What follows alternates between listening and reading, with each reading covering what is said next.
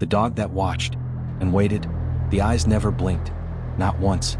They were there in the window, pressed against the glass like something desperate to get inside. The dog, if that was even what it could be called, stood motionless, its head tilted slightly, just enough to suggest it understood more than it should.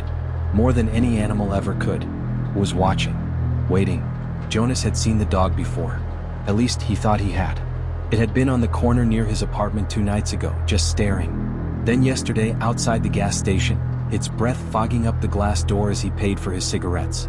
And now, here it was again, standing in the dead of night, pressed against his bedroom window. He lived on the 3rd floor. The clock read 3:13 a.m. Jonas' heart pounded as he sat frozen in bed. It was impossible. The fire escape was on the other side of the building. There were no ledges, no balconies.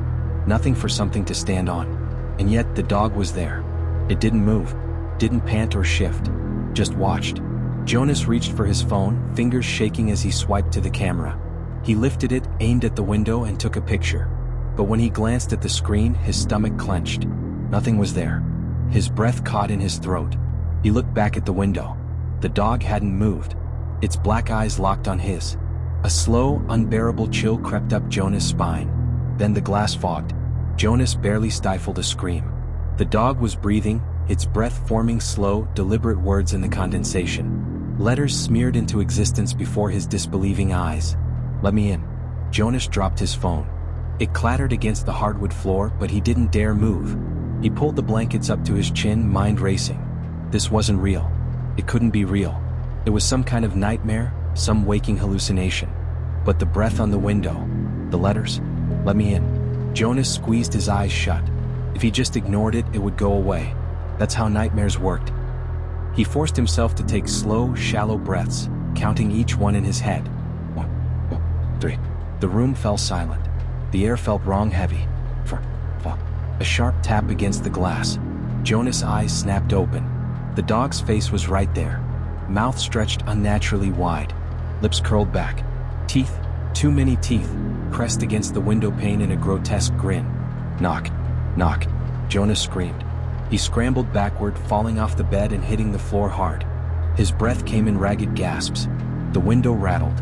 The thing outside pressed harder against it, as though the thin layer of glass was all that separated him from something ancient. Something wrong. And then, silence. Jonas sat trembling, staring at the window, waiting for something to happen. The dog was gone. Only the fogged words remained. "Let me in." Jonas didn't sleep.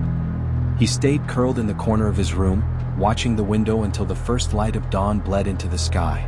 When the morning finally arrived, he forced himself to stand. He approached the window cautiously, pressing his fingers against the glass. Cold. Colder than it should be. Shivering, Jonas stepped back. He picked up his phone from the floor, his thumb hovering over the call button. Who would he even call? The police? What would he say? That a dog was watching him? A dog that shouldn't exist? The rational part of his mind screamed at him to dismiss it, to let it go. But deep down he knew. It wasn't over. That night he barricaded the windows. He locked every door, pushed furniture in front of the entryway. He turned on every light. The TV blared static. He didn't remember turning it to that channel. Midnight came. Then 1 a.m. Nothing. Jonas exhaled, some of the tension in his body releasing. Maybe it had been a trick of the light, his exhausted mind playing games. Knock. Knock. His stomach dropped. The sound wasn't coming from the window. It was coming from inside the apartment. Jonas spun, scanning the room. The walls felt too close. The air thickened. His eyes landed on his closet door. It was open. Just a crack. Jonas swallowed hard, his pulse hammering. He had closed it earlier. He was sure of it. Something shifted inside. A quiet, ragged breath. A sound low and unnatural. Jonas took a step back. Then another. His foot hit something, his phone. He grabbed it without looking away from the closet. His trembling fingers fumbled with the flashlight. He aimed the beam at the darkness beyond the door. A shape. Low to the ground. Wrong. Moved. The flashlight flickered. The dog grinned. Jonas choked on a scream, stumbling backward.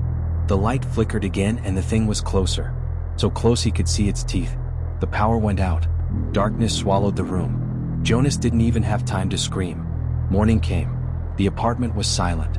The closet door hung open, empty. Jonas was gone. The only trace left of him was the condensation on the window. New words had been written there. I am in.